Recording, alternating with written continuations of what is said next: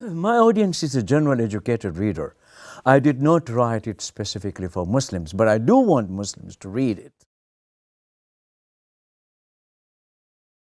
I'm going to tell you about the book that I wrote. It's about Islam and the challenge of human rights. And I had given lectures on this in University of Birmingham, and they were part of the Cadbury lectures. And they were lectures that gave me an opportunity to develop a set of arguments and a set of issues that connected the whole idea of Universal Declaration of Human Rights with the Islamic tradition, what Islam teaches about rights, what Islam's position is about rights. So my motivation was actually to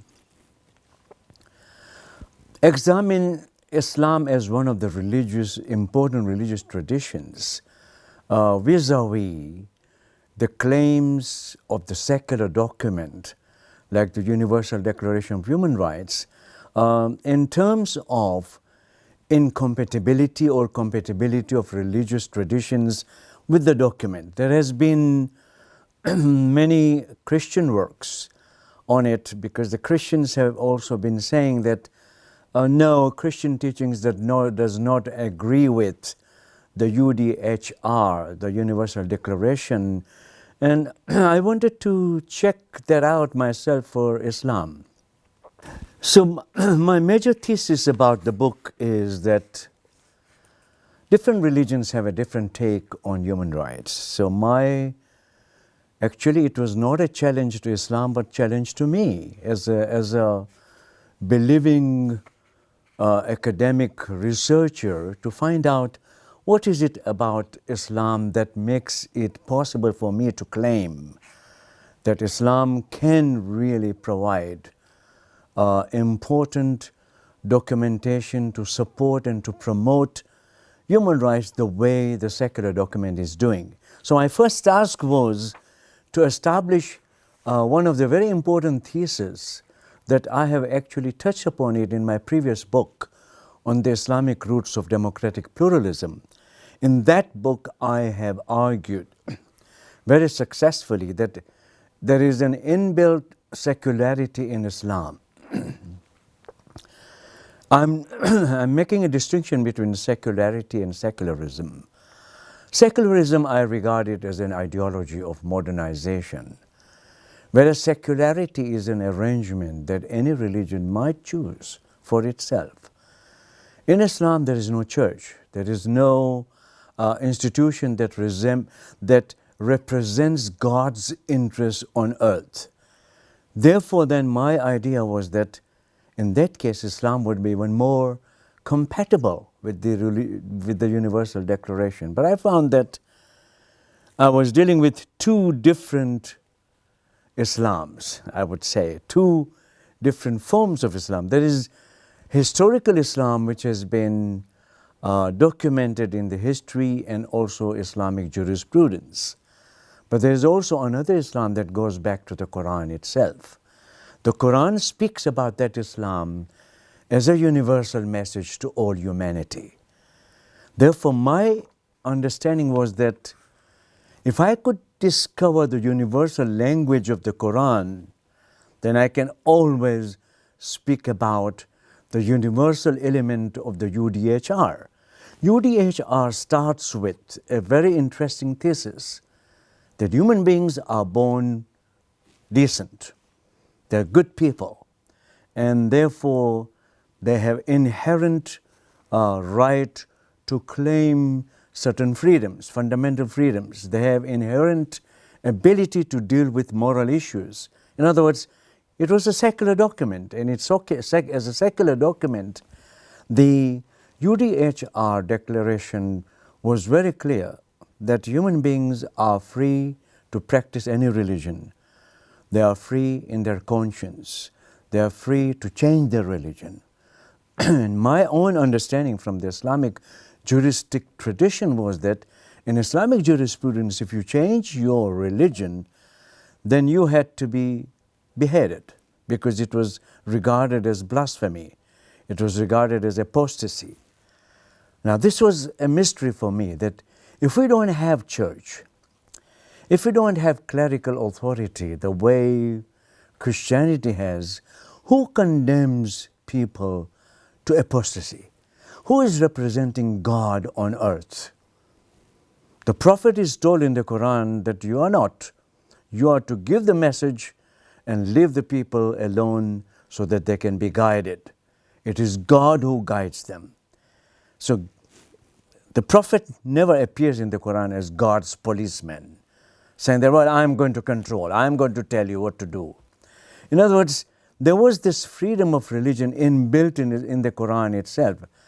Then I found La ikraha fid din, that means religion cannot be compelled.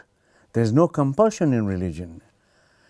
So I was overcoming the first hurdle, the first obstacle was for me to discover what is it that stops people to say Islam teaches freedom of religion.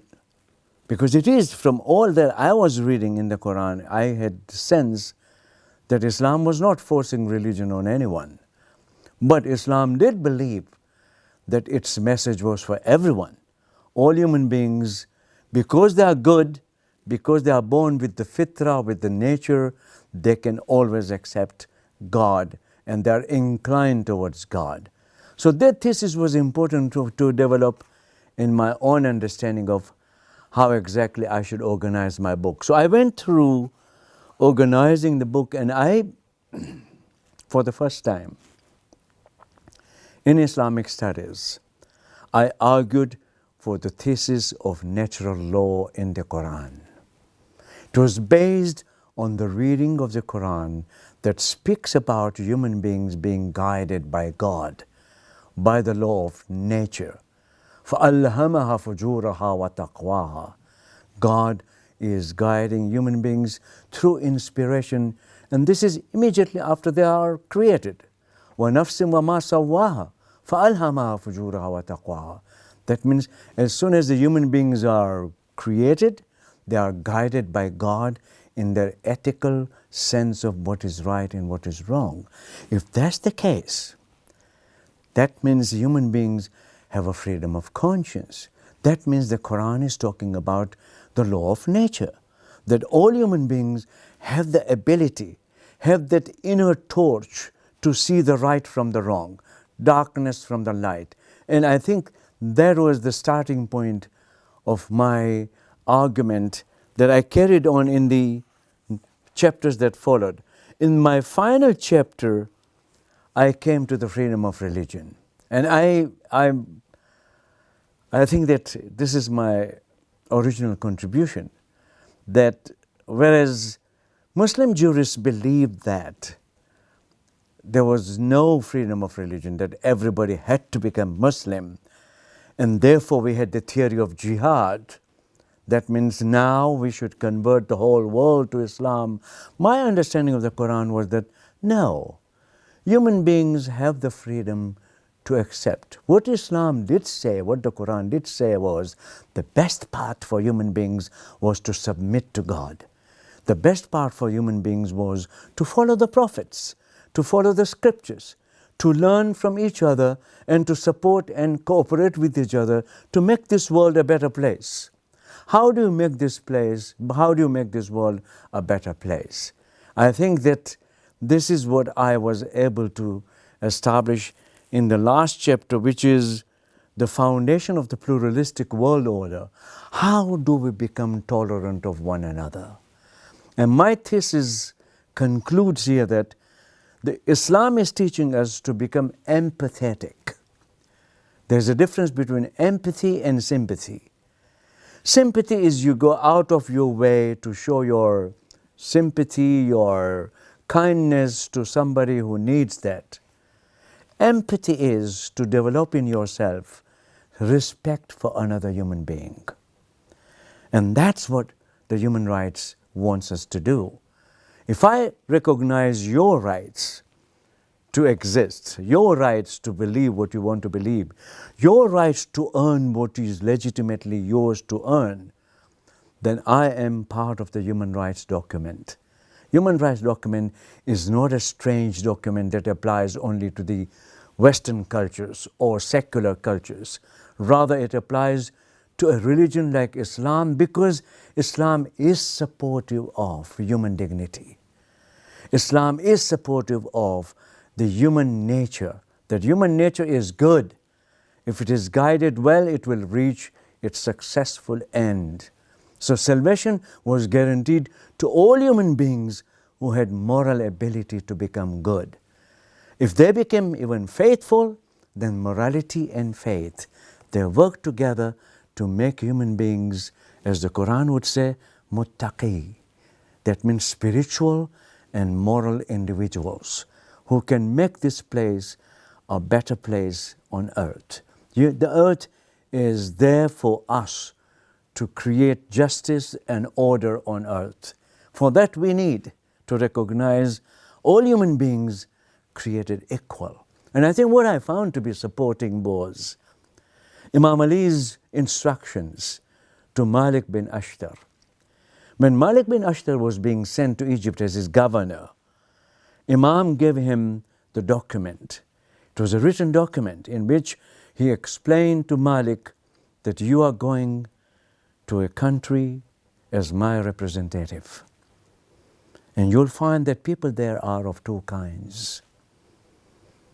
Majority of the people are not part of your community, but they are your brothers in creation.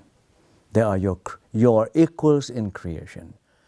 إِمَّا أَخٌ لَكَ فِي الدِّينِ وَإِمَّا نَظِيرٌ لَكَ فِي الْخَلْقِ. That is the foundation of the modern society, by the way. And this statement comes in 13 centuries ago by the Khalifa, by the ruler of the time, who's telling his governor, if you are going to go and rule in a place where majority of the people don't believe in your religion, what are you going to do? Are you going to punish them? Are you going to kill them? No. You will respect them because they have been created equal in creation with you. Give them their rights. You have different responsibility towards your brothers in religion, and you have a different responsibility for all other human beings. That's the foundation of human rights. So I was able to, I think, convince many readers of this book. This book, by the way, of all the books that I have published, is selling most copies. This is the one that is being read and used by different courses in different parts of the world, by the way. I'm getting comments from different parts of the world about this book more than any other book that I have written. In other words, I did the right thing by arguing that Islam was faced with the challenge of human rights, but Islam came out successful in defending its position in terms of what it believes about human beings who are endowed with the dignity, with the moral agency and equality in creation. My audience is a general educated reader. I did not write it specifically for Muslims, but I do want Muslims to read it. Because the book approaches some of the topics that have been part of Islam from the day the Prophet declared Islam as a religion. But they have been in abeyance. People are not reading them. People are not going back to the sources to find out what is the Quran saying about freedom of religion? What is the Quran saying about human dignity? We all read, لَقَدْ كَرَّمْنَا بَنِي آدَمَ. But what does that mean? What do the Quranic interpreters telling us about it? What is the Quranic commentaries telling us? And I discovered that not only Sayyid Qutb, not only Allama Tabatabai, there were so many other exegetes who were talking about the dignity of a human being, as a human being. You don't have to be a Muslim in order for you to have a dignity. First of all, you are a human being. And as a human being, you are respected. And you have the essence of being God's agent, being God's creature. And that's the basic argument that I found to be applicable to all human beings. Because my thesis in the book is that this idea of having a religion that is tolerant about other religions, about other peoples, is the idea that is universal. Human beings need to appreciate any religion, for that matter, which has those ideas embedded in its holy book.